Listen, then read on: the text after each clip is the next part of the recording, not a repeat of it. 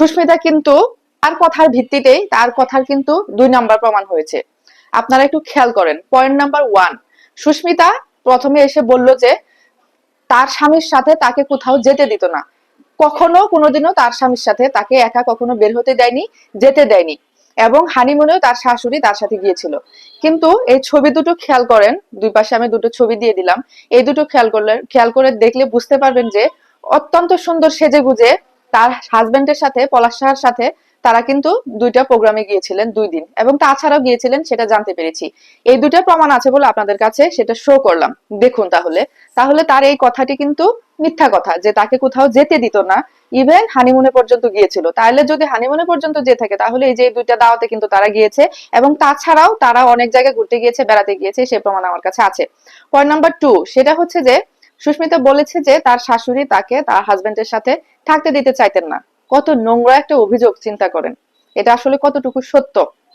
তার কথার মাধ্যমে সেটা আমরা বুঝতে পেরেছি। সে 2 জায়গায় 2 রকম কথা বলেছে। একবার বলেছে যে তার শাশুড়ি তাকে থাকতে দিতে চাইতো না, বাচ্চা না নিলে থাকা যাবে না। তারপরে যখন সুস্মিতা এবং পলাশ সাহা দুজনে মিলে বাচ্চা নিতে চাইলেন, তখন তার শাশুড়ি তাদেরকে একসাথে থাকতে দিলেন না। এটাও কিন্তু একটা মিথ্যা কথা। কেন? ভালো করে খেয়াল করবেন বন্ধুরা। পলাশ সাহার মা নিজেই বলেছে যে সুস্মিতা তার বেবিকে নষ্ট করেছে, অ্যাবর্শন করেছে। দেখুন তাহলে কি ভয়াবহ অবস্থা। আমি নিজেও তো আমি নিজেও ওই মেয়েটার কথা শুনে আমি নিজেও মানে খুব কান্না করে দিচ্ছিলাম।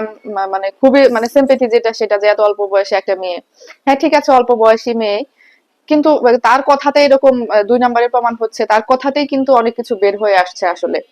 তাহলে সে যদি এত বড় একটা জঘন্য কাজ করে থাকে, এবং সে ভিডিওতে বলেছে যে পলাশ সাহা নাকি বাচ্চা খুব পছন্দ করতেন। বাচ্চা যদি পছন্দ করতেন তাহলে তুমি এই কাজ করেছো কেন? বাচ্চা নেওয়ার মতো যথেষ্ট বয়স তো তোমার হয়েছে। আর তোমার এত কেরিয়ারের চিন্তা অনেক অনেকে আছে যারা বাচ্চা নিয়ে ক্যারিয়ার অনেক সুন্দরভাবে স্মুথলি রান করতে পারছে। তাহলে তুমি কেন এরকম একটা জঘন্য কাজ করেছো? সেটা তো আমরা জানতে পারলাম এখন যে তোমার শাশুড়ির কাছে, যে তুমি নাকি এত বড় জঘন্য একটা কাজ করেছো। এটা কেমন হয়ে গেল না ব্যাপারটা? তাহলে আমরা অনলাইনে যা দেখি, এক পক্ষের কথা শুনে যা বিচার করি, সেটা আসলে কখনো ঠিক না। আমি নিজেও আসলে ভুল ধারণার মধ্যে ছিলাম। আসলে তারা দুইজনই সমানভাবে অপরাধী, যদি পলাশ সাহা তাদের দুইজনের কারণে চলে যেয়ে থাকেন। কারণ পলাশ সাহা নোটে লিখে গিয়েছেন যে 2জনের কাউকেই ভালো রাখতে পারলাম না। সে কিন্তু এটা বলেছেন যে 2জনের কাউকে ভালো রাখতে পারেনি, সেটা বলে গিয়েছে। পলাশ সাহা যদি তাদের 2জনের জন্য পারিবারিক কোনো কারণে যদি চলে যেয়ে থাকেন, তাহলে কিন্তু দোষটা তাদের 2জনেরই।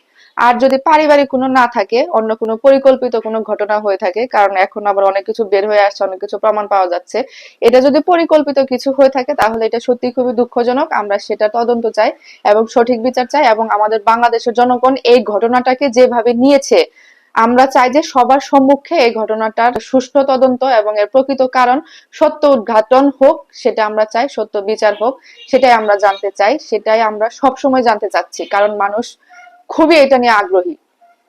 তো যাই হোক, আসলে অনলাইনে সবকিছু শুনে, এক পক্ষের কথা শুনে আমরা কখনোই আসলে বিশ্বাস করব না। এটা আমাদের অনেক একটা ভুল কাজ হয়ে যাবে। তো ঠিক আছে বন্ধুরা, ভালো থাকবেন সবাই। আল্লাহ হাফেজ।